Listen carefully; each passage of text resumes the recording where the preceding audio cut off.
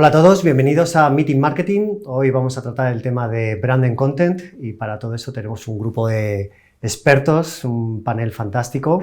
Mi nombre es Juanmi, soy Chief Creative Officer en Nexti y bueno, a continuación tenemos a Diego Blanco, que es Head of Entertainment de Media Brands Content Studio. Nos acompaña también Álvaro Malmierca, que es Content Business Partner en Avasplay. Y a continuación tenemos a Ícaro Moyano, Chief Strategy Officer en Gruppen.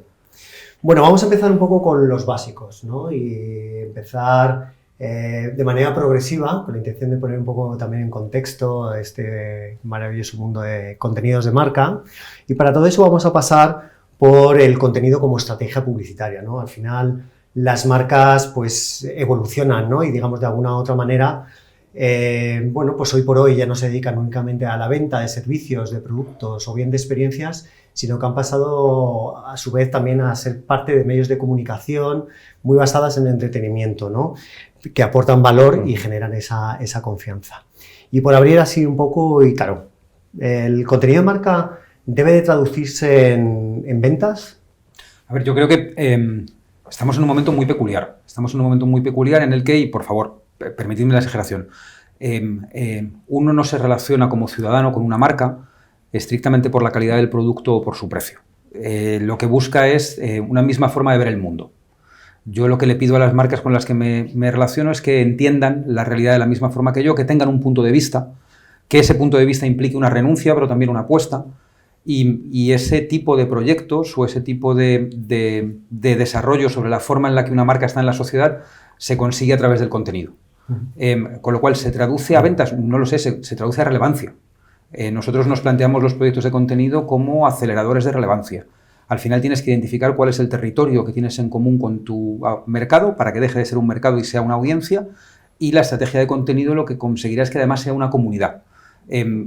Esto es fundamental para el negocio en el medio plazo porque es la forma en la que vas a estar en la cabeza del usuario y vas a formar parte de sus conversaciones. Luego ya veremos si será mediante la utilidad, mediante el entretenimiento. La tipología del proyecto es secundario, pero lo primero es eso, es entender que en el 2020 y pico lo que yo busco es que sean marcas que vean el mundo de la misma forma que lo veo yo. Yo creo que aquí el punto, más allá de contenido sí o no, que evidentemente sí es cómo, ¿no? Yo creo que vivimos en un momento de hipersaturación del contenido, principalmente por esas revoluciones que está habiendo en la industria, la revolución de las grandes, ¿no? De los Netflix, de los Amazon, que ya vimos cómo estaban en ese mundo del contenido, esa guerra, que ahora están cambiando esos modelos de negocio, y también el mundo de las redes sociales, que están dejando de ser el típico sitio donde yo me construyo mi personalidad para ser espacios de entretenimiento infinito. Y yo creo que el punto aquí, si queremos como marcas ser relevantes y resonantes, es entender ese juego y ver cómo establecemos los nuevos roles, cómo reflexionamos sobre cómo estar ahí, no de una forma fugaz y relevante, que yo creo que esto lo sabemos hacer, sino de forma sostenida, ¿no? Cómo captar la atención de forma sostenida. Yo creo que ahí está el gran reto. Muy bien, muy interesante. Álvaro. Poco más que aportar después de estas dos visiones generales. En todo caso, remarcar que lo que tienen que hacer, evidentemente, es aportar valor. No sé si ventas, pero valor sí, y valor a toda la cadena. Valor a las marcas, valor a la sociedad, a los consumidores, y valor a todos los entes intermedios que estamos creando este puente entre unos y otros.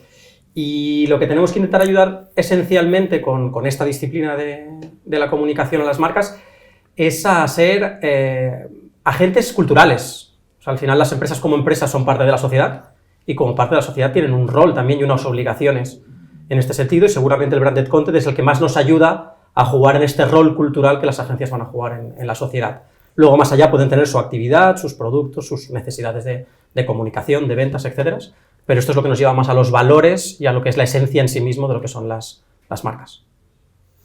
Vale, yo creo que al final también, y lo habéis comentado, y tiene que ver con que los perfiles del usuario pues cada vez están más fragmentados, ¿no? Hoy por hoy pues la oferta de contenido no para de crecer, y de ahí de la importancia de ocupar un nicho o bien un territorio. Y quería arrojaros y conocer vuestra opinión con respecto a aspectos relacionados como el contenido con esa capa contextual, ¿no? Y tener al perfil identificado que nos pueda ayudar dentro de esas estrategias, ¿no? Quería saber un poco vuestra opinión con respecto a todo eso y cómo vamos a llegar a estos nuevos usuarios, a estas nuevas audiencias, pues de una forma eficaz, con la intención de no ser invasivos y molestos, ¿no? Bueno, tampoco, a ver, yo creo que lo contextual es clave, yo creo que se lleva haciendo tiempo, ¿no? Desde que existen los medios lineales, ¿no? Siempre se han intentado poner los entornos de las marcas ahí para dar un mensaje concreto a la persona más o menos concreta, pero yo creo que efectivamente la tecnología ha permitido sofisticar mucho más esto, ¿no? Que yo creo que es de lo que va, ¿no? De no interrumpir, de no molestar y de llegar a la gente adecuada en el momento adecuado. Pero es verdad que este mundo contextual yo creo que hay que conectarlo dentro de los propios ecosistemas. Yo lo que veo es mucho contenido contextual de forma táctica, yo creo que tenemos una mentalidad muy táctica y yo creo que todo esto hay que aplicarlo a toda la planificación de difusión de contenidos de entretenimiento, ¿no? Con una visión holística para al final conseguir esa, digamos, atención permanente, ¿no? No quedarnos en algo puntual y no quedarnos en el marketing de contenidos, que yo creo que no va tanto por lo que yo entiendo que es el branded content, ¿no? Como algo más holístico. En este sentido, creo que, como decía, la tecnología está cambiando muchas cosas y estas nuevas plataformas sociales que han aparecido han hecho que cambie un poco el rol del empuje. Antes eran las marcas las que empujaban el cambio social y ahora la sociedad la que está empujando a las marcas a tener que hacer muchos cambios. Y en este sentido, también está cambiando la forma en la que encontramos estas necesidades de las marcas y hemos pasado de audiencias, que al final es intentar buscar a gente que tiene perfiles similares pero que están desconectadas entre sí, a buscar comunidades, como decía antes Ícaro, que es gente que tiene perfiles entre sí, pero que además está conectada entre sí. Y este cambio es totalmente significativo, porque antes en verdad decíamos que las marcas eran uno a muchos, pero eran uno a muchos de forma individualizada, y ahora es de uno a muchos, pero de forma de comunidad. Y esto nos permite crear territorios, trabajar posicionamientos, etcétera, de una forma totalmente diferente. Porque cuando tú conectas con gente que está conectada, el otro día escuchaba a un influencer que decía que su comunidad estaba empezando a vivir más allá de él, que quedaban, que hacían quedadas, que habían salido amistades, que se iban a comer, y era una comunidad que estaba basada en base a un influencer, pero que a veces no lo necesitaban ni siquiera a él para seguir siendo esta comunidad, ¿no? Entonces, esto está cambiando un poco la forma en la que segmentamos y encontramos a los grupos de interés. En esto, muy interesante, Ícaro, la tecnología contextual está cambiando un poco la forma de nuestro storytelling a la hora de contar los mensajes de las marcas. Yo creo que primero hay que parar y no dejarse llevar por... no correr a las tendencias o a las cositas que brillan. Los monstruos de la tecnología de la difusión de contenidos nos llevan como urracas. Hostia, esto brilla, vamos a probarlo. Más tarde. Lo primero es tener claro cuál es el tono de la marca. Yo sé cuál es mi tono. Y el tono tiene que ser reconocible, porque el tono es la garantía de atribución. Y una vez que tengamos eso claro, entendamos que no todas las plataformas y los medios valen para lo mismo. Durante mucho tiempo hemos considerado que todas las plataformas y los medios son caballos de carreras. Y no es verdad. Hay caballos que corren rápido y hay caballos que corren lejos. Y nuestro ejercicio desde actores del sector es identificar para qué vale cada una de las plataformas y de los medios. Si tenemos claro el tono de la marca, si tenemos claro que cada una de las plataformas y los medios sirve a objetivos distintos, nuestra última fase es ser fino en el análisis del momento de consumo y del target. No se va a relacionar conmigo de la misma forma un usuario de 16 años en el metro camino de la facultad que una familia que tiene 30 minutos para ver juntos la tele y de los 30 minutos 12 los van a pasar decidiendo qué van a ver. No es el mismo momento de consumo el desayuno con el móvil en la mano que el tiempo en el cual estoy haciendo deporte y escojo un contenido audiovisual. Si yo sé que el tono tiene que estar siempre presente, si no utilizo todos los medios y las plataformas para lo mismo y tengo claro que el momento de consumo pide un tipo concreto de formato, de volumen, de montaje, de tipo de contenido, ahí lo voy a hacer mucho mejor. Y sobre todo me alejo de la competición que solamente le conviene a los grandes difusores de contenido de prueba esto que es lo último. En el prueba esto que es lo último se genera un montón de contenido, se genera un montón de fuego artificial, no tengo muy claro que se genere esa visión de largo plazo en la cual estamos todos de acuerdo. Así que vamos a probarlo todo, pero vamos a probarlo desde la reflexión previa de que tengo que garantizar mi tono e identificar muy bien el momento de consumo del usuario. Okay. También tiene que ver un poco con las historias, ¿no?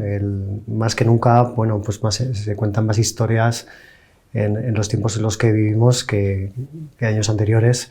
¿Cuáles son, me gustaría saber vuestra opinión con respecto a cuáles son los fundamentos, ¿no? Y los ingredientes de un brand storytelling, ¿no? Y para que sea efectivo y llegue, ¿no? Y conecte. Yo creo que lo primero es que sea creíble. Uno de los principales problemas que tenemos es que está esta dicotomía entre lo que quiero ser y lo que realmente soy. Entonces, aquí hay un primer gap ya que habitualmente nos encontramos y lo primero que hay que hacer es ser muy honesto. Y lo segundo, entender que las marcas no son nuestras. Nuestras, ni de las propias marcas, ni de los que trabajamos con ellas. Las marcas son de los consumidores. En lo que se ha convertido Louis Vuitton o en lo que se ha convertido Prada es en los que los consumidores han permitido o han querido que se convierta, ¿no? Y entendiendo que al final, esencialmente, casi todos los seres humanos, lo que buscamos a nivel de comunicación o de es o informarnos o entretenernos. Que es prácticamente el 90% de lo que vamos a hacer en Internet o en cualquier plataforma en la que vayamos a relacionarnos es o informarnos o entretenernos. Entender bien qué rol puedes jugar tú ahí dentro, que sea creíble y que esté dentro de los valores de la marca y de los intereses de los consumidores, es lo que va a hacer que eso funcione y que eso sea efectivo. Aquí, a mí me interesa mucho la referencia a Louis Vuitton porque me parece de los casos más fascinantes. Lo primero es una reflexión previa. Los territorios no pertenecen a las marcas. Los territorios pertenecen a las marcas que los ocupan. O sea, yo perdone porque la frase no es mía, es de Gonzalo Madrid de Densu, que es la mejor persona del mundo dando titulares. Y yo se lo escuché el otro día en el podcast de Roger Casas ayer y me quedé pensando, efectivamente, cuando una marca ocupa un territorio, nos da la sensación de Coca-Cola con la felicidad es que es suyo. No es suyo, es que ha trabajado para ocuparlo. Trabajar para ocuparlo significa tener una estrategia en continuidad que se extiende en el tiempo. No se trata de construir fenómenos de fuegos artificiales, se trata de construir hogueras. Y luego se trata de trabajar todos los puntos de la estrategia de contenidos. El caso de Vuitton, para alguien de mi generación en España, 40 y pico años, la percepción que yo tengo de Louis Vuitton a lo largo de los últimos 10 años ha cambiado por completo. Louis Vuitton estaba presente en los centros comerciales, probablemente un expositor de cinturones, estaba en el especial del Día del Padre y en el de regalos de Navidad. Y de repente, cuando entra Virgil Abloh, una figura con una visión, a dirigir la parte de moda masculina de la compañía, sin tocar el producto, sigue vendiendo el mismo cinturón, el mismo anagrama, el mismo bolso, lo que hizo fue cambiar la historia. Y cambiando la historia y el esquema de ventanas ha cambiado para siempre la imagen de la marca. En el momento en el que el esquema de ventanas pasa de ser la lona del centro comercial y el especial del Día del Padre a ser un skatepark en Santa Mónica o un concierto de hip hop en París, pone en marcha una rueda que cambia para siempre la estructura, por lo menos la percepción que tenemos sobre la marca. Por eso es importante que seas creíble y que trabajes en continuidad, porque de esa forma, al final, ¿Louis Vuitton ha cambiado para siempre su producto? No. ¿Ha cambiado para siempre su marca? Probablemente sí. No, totalmente de acuerdo. O sea, yo creo que las historias son fundamentales porque llegamos a un punto en el que las marcas ya no pueden seguir hablando de lo mismo, de precio, ¿no? Atributos funcionales, y hay que hablar de algo mucho más. Pero para mí hoy también las historias se cuentan desde esa visión holística, ¿no? No solo desde los ingredientes que hacen que la propia historia funcione, sino desde una visión holística, ¿no? Desde esa estrategia, esa ideación, esa producción, esos modelos de distribución que hacen que la historia salga por todos lados. O sea, yo creo que es un contexto complejo, pero también es una oportunidad para abordar la historia no solo desde un ángulo de storytelling, ¿no? de la propia historia, sino desde todos los puntos de contacto y de toda la cadena de valor que hacen que sean posible la realización de las historias, ¿no? Sí. A todos nos gusta, y perdón porque interrumpo, Nude Project. Sí. Nude Project probablemente en España es de los mejores casos de construcción de marca desde el contenido. El podcast de Nude Project tiene más audiencia que la inmensa mayoría de los podcasts hechos por medios de comunicación o por marcas de este país, y lo que ha hecho ha sido escuchar muy bien a su audiencia, identificar cuáles son los temas y las marcas que les gustan y generar contenido alrededor de lo que le interesa a su audiencia y colateralmente, mediante creadores de contenidos y influencia, generar una especie como de tono constante y luego ellos como marca generar contenido sobre ese tono constante. Y ahí se produce una cosa muy interesante que yo creo que es donde se construyen las marcas del futuro, que es la colaboración con otras marcas. Yo tengo mucha capacidad para explicarme a mí mismo, me explico muy bien contigo. Cuando en el podcast de Nude Project aparece Globo o aparece Vicio, lo que están apareciendo son marcas que tienen atributos que su audiencia conoce y comparte y que se trasladan a la propia Nude Project. No sé quién es la agencia, no sé si es interno, no sé cómo lo han hecho, pero estas cosas que lo ves y dices, madre mía, qué bien tirado. Este dinero se hubiese ido a publicidad convencional para construcción de marca, una lona en un centro comercial, una página en un periódico, pero de repente han entendido que los formatos que consume su audiencia están en otro sitio y que la consideración se construye así, en el largo plazo. Volviendo, bueno, creo que al final escuchamos todos, y es un eje muy endogámico, ¿no? Al final consumimos el mismo contenido, has hablado del podcast de Roger. Quería pasar ellos mencionan mucho a través de la importancia del formato, ¿no? Lo importante que es el formato para llegar y conectar con la audiencia, ¿no? El contenido es importante, pero también a su vez lo es el continente, y hablamos de formatos que proporcionan una experiencia tanto agradable, segura, confiable. Y hace unos años se lanzó la primera guía de formatos de contenido llamado Foco por la BCMA, donde se arrojó la cifra de 140 tipos de formatos que una marca puede hacer en branding content, ¿no? Los formatos, y lo estás comentando ahí, Ícaro, ¿impactan igual y de la misma manera con las nuevas generaciones o hay algunos que funcionen mejor que otros? En ese sentido, ¿cuál es un poco la balanza de hacia dónde nos movemos, tendencias? Yo he pasado una parte muy importante de los últimos años reflexionando solo sobre esto, distribución de contenidos y generación de formatos, que era lo que yo hice para Aprendemos Juntos o para Vodafone You. Claro, es que Aprendemos Juntos lo ve mucha gente. Sí, pero no sabes cuál. Porque en función del momento de consumo, la ventana, el tipo de inversión, el target, estabas viendo un formato distinto. Había una garantía de tono y una garantía formal para garantizar atribución a la marca, pero luego nosotros, cada vez que publicábamos un contenido de Aprendemos Juntos, se distribuían entre 10 y 15 formatos distintos. Quien lo va a ver en la ventana del país no es la misma persona que lo va a descubrir en TikTok, no es la misma persona que le va a llegar compartido por WhatsApp un vídeo de Instagram. Y mucho del éxito de los proyectos de contenido de los últimos años tiene que ver con entender la coreografía del contenido. Tiene que ver con parar, identificar muy bien quién me va a ver dónde y cómo. Y no se trata de trocear el contenido largo y encajarlo, no funciona trocear el contenido largo y encajarlo. Se trata de, desde la producción, tener claro cuáles son todos los momentos de consumo que tienes que satisfacer. Nosotros, por ejemplo, en Vodafone You empezamos troceando 2 horas de radio y nos dimos cuenta de que trocear 2 horas de radio estaba bien, pero era mucho mejor que una fábrica de contenidos que funcionaba 2 horas al día generase formatos y contenidos distintos. Probablemente el formato vertical nos forzó a todos a la reflexión de no todo vale todo el rato, pero eso fue una especie como de momento de reflexión conjunto desde el que luego se han ido sofisticando la aparición de los formatos de audio, los asistentes virtuales, la experiencia de consumo en el coche o en el deporte, nos obligan a nosotros como industria a sofisticarnos cada vez más en la forma en la que ofrecemos el contenido. De hecho, para nosotros lo que más está cambiando es el proceso, no el formato en sí mismo. O sea, hasta ahora, como se venía creando toda esta industria, era pienso en una idea creativa y luego pienso en qué formatos puede vivir en función, lo que decimos, de los momentos, etcétera y tal y cual. Hacia donde estamos intentando evolucionar es que el formato sea creativa también. Y esto pasó con la estrategia en su momento. Parecía que la creatividad solamente era para crear eslóganes y luego se podía ser creativo estratégicamente. Ahora lo que estamos intentando hacer es esta creatividad en el formato, en el momento en que la idea, nosotros siempre decimos o nos definimos como creadores de contenidos que están pensados para ser difundidos. Cuando hasta ahora lo que estábamos era creadores de contenidos, historias muy buenas, historias que conectasen, y ya no vale solamente con que la historia o la idea que quiero contar sea impactante o sea relevante, sino que esté pensada para dónde va a estar expuesta y para quién va a estar expuesta. Pero no a posteriori, sino en la propia creación de la propia idea. Seguramente cuando los señores de Mattel decidieron lanzar Barbie, el formato no vive sin la idea y la idea no vive sin el formato. O sea, tú ya creas un formato que sabes que va a tener una forma de vivir muy concreta y es parte de la idea que sea así, ¿no? Entonces todo lo que es el proceso y la forma de trabajar los contenidos está cambiando radicalmente. Interesante.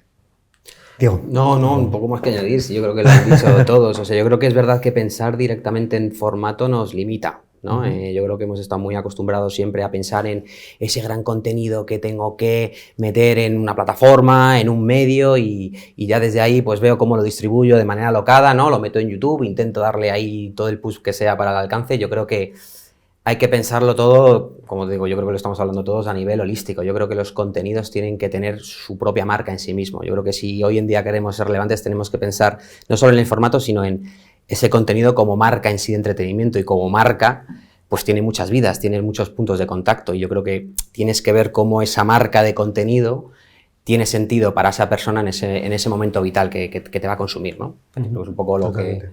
Totalmente. Yo, o sea, ahí, una parte muy importante de nuestro sector afloja en el presupuesto. Buah, es que eso... Para. A mí, últimamente, de las cosas que más disfruto de contenidos de marca son cartas. El formato de newsletter, que nos ha vuelto 20 años después, probablemente para saltar una nueva reglamentación sobre cookies, o porque es una especie como de cuchillo muy rápido de activación de contenidos. Yo hay 3 o 4 newsletters de marcas que leo con devoción porque están hechas fabulosamente bien, y ya te digo yo que ahí la mayor parte del presupuesto es alguien que escribe maravillosamente bien y que sabe contar las historias que me interesan. Y es una carta que me llega por email. No brilla, no lo vamos a ver en el CDC, porque es que es un texto. Y nos hemos acostumbrado a yo lo que quiero es un vídeo en la portada del País, o yo lo que quiero es un splash en Amazon Prime. Fenómeno, pero estamos en el año de repensar mucho de lo que hacemos alrededor del contenido en formatos hipervaliosos, muy pequeños, pero que tienen un valor percibido por el usuario muy grande, y luego todas las extensiones cada vez más importantes, y creo que los 3 nos dedicamos también a esto, que tienen que ver con la experiencia de marca. No se trata de que yo consuma tu contenido, se trata de que yo viva el contenido contigo, o que yo viva la marca contigo. Si me dejáis poner un caso muy marciano, una marca francesa de ropa de correr, que se llama Satisfy, que se mueve en un segmento duro, que es vender una camiseta que vale 200 pavos que no va a ver nadie, porque corres a las 6 de la mañana. Generar ahí un hueco y hacerle... Y vivir donde están Nike, y donde está Adidas, y donde está Under Armour, es muy complicado. La mayor parte de su estrategia es texto, editan una revista que distribuyen en digital, pero que se llama Poseído. Su idea es que sea revista, les gusta el formato físico, y luego trabajan mucho las activaciones con la comunidad en eventos. Alrededor de la Semana Internacional de la Moda de París, hackearon la Semana de la Moda de París, porque todas las modelos, fotógrafos, creadores de contenidos que estaban en París durante la Semana de la Moda se fueron a correr con Satisfy un día por la mañana por el SEA. Y tenías a todas las personalidades que estaban trabajando para la Semana de la Moda en una mañana a las 8 de la mañana alrededor del SENA trabajando específicamente para Satisfy. Todas esas cosas alrededor de la experiencia física, ahí tenemos nosotros mucho trabajo este año y el que viene. Totalmente. Estamos volviendo otra vez y resumimos a esta obsesión y los hypes de los formatos y de las tecnologías, cuando luego al final lo que queremos es otra cosa, no solamente el hype del formato de la tecnología, porque es que en resumen al final lo que queremos es pasar de contenidos que tienes que impulsar y que tienes que colocar a crear contenidos que lo que hacen es atraer por sí mismos, que es el propio consumidor el que tiene ganas de querer consumirlos y de atraerlos. Esto es el branded content. Pasar de hacer publicidad. O sea, es la disciplina más alejada de la publicidad y más acercada a lo que es la vida real de las personas. Hablamos como hablaría cualquiera que habla en un chat, que se envía un email o que se envía un story para mi comunidad a nivel personal. Entonces, en ese sentido es muy relevante no pensar en formatos y pensar en los contenidos. Muchas veces también reinventar los clásicos, ¿no?, de toda la vida y que han funcionado, y no hay que estar en el hype constantemente inventando cosas que aparentemente no tienen mucha relevancia, ¿no? Al final también las personas, digamos, de alguna u otra manera estamos buscando siempre referencias, ¿no? Y queremos sentirnos reflejadas, identificadas con otras personas con las que compartimos pues, intereses, valores y opiniones. ¿Creéis que una persona tiene más capacidad de convencer que lo podría tener una marca u organización, Diego? Pues no lo sé, depende. No sé, de repente si una marca tipo Nike me propone irme a la playa, pues me lo pienso mejor que si me lo propone un creador de contenidos. A ver, yo creo que la influencia es súper necesaria, creo que es una palanca fundamental. Yo creo que también hay que saber cómo usarla, ¿no? Yo creo que hemos pecado mucho de ir siempre todos a lo mismo, tanto con los influencers como con el resto. Yo creo que hay que encontrar la capa de diferenciación, ¿no? Porque si no, al final, el mensaje que traslada ese influencer, ese creador de contenido, no es creíble, ¿no? Al final, pues una semana estoy hablando de una cosa, la siguiente semana de otra. Yo creo que hay que trabajarlo siempre con foco, con estrategia, a largo plazo, entendiendo cuál es el rol de ese influencer, ese creador en tu ecosistema, y que al final sea creíble, ¿no?, para la audiencia. Y luego, por otro lado, yo creo que también hay que encontrar esa diferenciación, ¿no? Que no les usemos siempre para hacer lo mismo. Es decir, sabemos que hacen muy buen contenido, pero puede ser uno más. Yo creo que los puntos de contacto hay que encontrar la propia diferenciación, como decía, ¿no? Si A lo mejor es que el periódico del país, si hago algo con él, no tengo que hacer otra vez el 10º contenido de sostenibilidad, es que tengo que ver otra manera de, ¿no? Pues igual que si uso un creador, pues a lo mejor tengo que usarlo de otra manera. Entonces, en función de cómo lo utilices, yo creo que lo puedes explotar más a tu favor o menos. Claro, te lo he dejado ahí Yo, bandeja. trabajar en largo plazo y que no todos valen para lo mismo. Kilian Jornet. Kilian Jornet, probablemente el mejor corredor de larga distancia y ultramaratón de la historia, una especie como de marciano. Kilian Jornet, de repente, hace como 1 año, 2 años, decide bajar el nivel de competiciones a las cuales asiste, porque no está cómodo con la mancha de carbono que genera. Porque el tío dice que por ganar más dinero, por ganar más carreras, que por su gloria personal el planeta no se va al carajo, que no tiene sentido, que ha pasado un montón de años en esta aceleración constante de estar todo el rato viajando, pero que necesita rehacer su calendario, concentrar las pruebas para volar cada vez menos y para no ser tan nocivo como su propia actividad. Él decía, joder, ¿cómo puedo amar yo el campo tanto y estarle haciendo tanto daño? Y sobre esa reflexión de repente hace un downsize. Y 1 año y pico, 2 años después, saca una marca de zapatillas. Y esa marca de zapatillas no ha necesitado hablar nunca de sostenibilidad, porque va implícita en el creador del contenido. Ahí está bien tirado. No se trata de invitar 20 influencers a una fiesta o un estreno, lo hacemos todos. Esta visión de calendario, a mí cuando de repente todo el mundo su marca de zapatillas, de no, claro, esto es un búscalo. No lo cuentan tanto. Pero como tú conoces, porque formas parte de la comunidad, lo has entendido. Es de estas que dices, joder, qué bien tirada. Total, sí. Un poco más. Yo la única reflexión que sí que a veces me hago es, ¿la vecina rubia es una marca o es una influencer? Nos encontramos un montón de situaciones en las que han trascendido. Rosalía es una marca en sí misma. O sea, puede lanzar una línea de ropa, puede lanzar maquillaje, cosmética, coches, tecnología, lo que quiera, porque en sí mismo es una marca. La vecina rubia ha escrito libros, tiene merchandising, etcétera. Entonces, creo que ya no es tanto si el influencer o la marca, sino es lo que decíamos, si el contenido que generas y el posicionamiento en el que te pones conecta conmigo a nivel personal.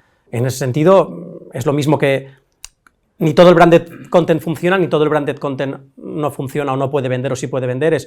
Hay cosas que están bien hechas y hay cosas que están mal hechas, y no por el formato implica el éxito o no. Entonces, en este sentido, hay influencers que funcionan o no, y hay influencers que son marcas en sí mismos.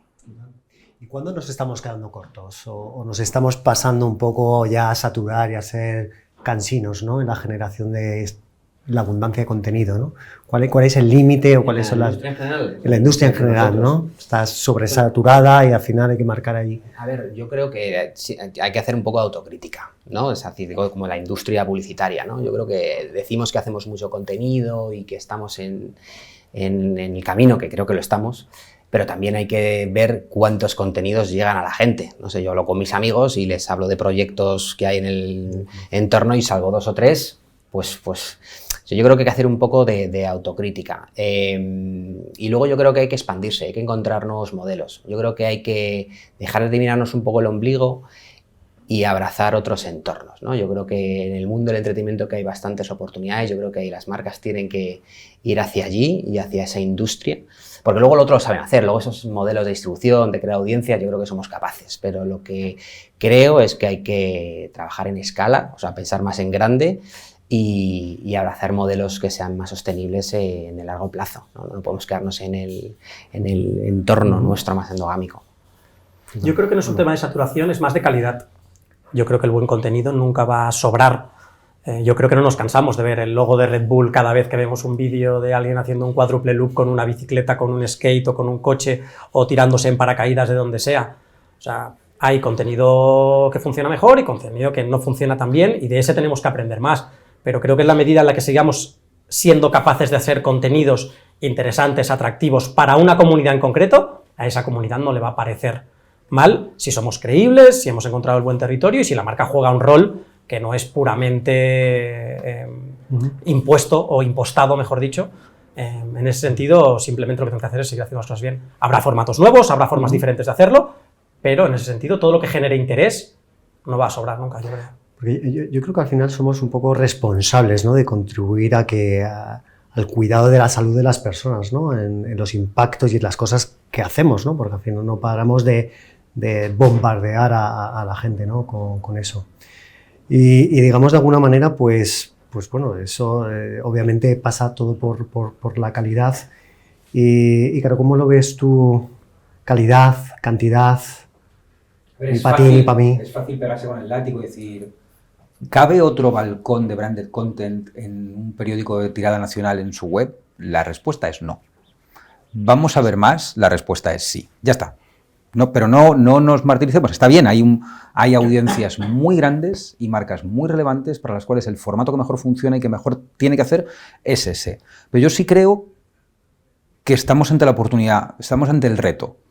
Nosotros hacíamos el otro día el cálculo, hay aproximadamente entre 3,5 millones y 4 millones de personas, que son nuestros sobrinos, vuestros hijos, para los cuales la actual estructura de ventanas de los medios no es relevante, no genera consideración. Lo ven, no les interesa mucho, no les empapa.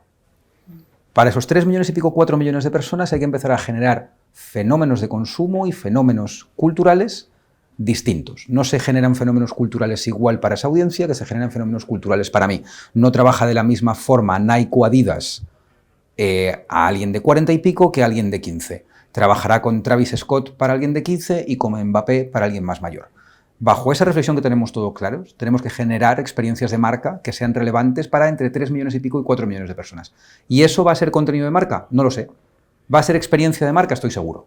No sé si va a haber contenido audiovisual relevante para audiencias más jóvenes. Seguro que sí, encontraremos el formato, encontraremos la ventana. Lo que sí estoy convencido es que tendremos que generar experiencia de marca donde esa gente se sienta partícipe de una experiencia que la marca propone o de la cual la marca participa. Y ahí hay mucho trabajo por realizar.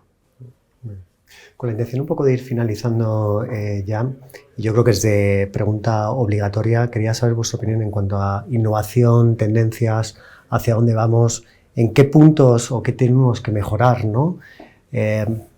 Diego. Bueno, yo creo que lo he contado un poco antes, ¿no?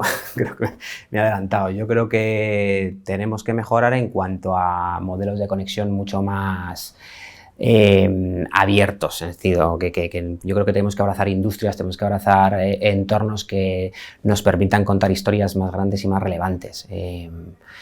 Bueno, eso pasa, como digo, por explorar y por hacernos reflexiones sobre el ecosistema de los medios y de los entornos y las plataformas que tenemos ahora mismo, ¿no? Yo creo que pasa por ahí, pasa por también, bueno, conectar también con los que creen en este mundo. Es verdad que hay gente que cree, gente que no, y yo creo que tenemos que intentar evitar ese cortoplacismo y ese tacticismo, ¿no? que tenemos en la industria para llevar a las marcas a esos activos de contenidos, a activos estratégicos que permeen a lo largo del tiempo, ¿no? Yo creo que hay que abrir miras, hay que abrir visión, tanto por la parte de la industria con los clientes como de la industria con otras industrias, ¿no? Yo creo que va por ahí. Muy bien. Sin duda, yo creo que lo primero, y lo hemos dicho varias veces, no nos hemos de dejar llevar por los hypes. O sea, en este sentido creo que es importante ser un poco más honesto en lo que hacemos.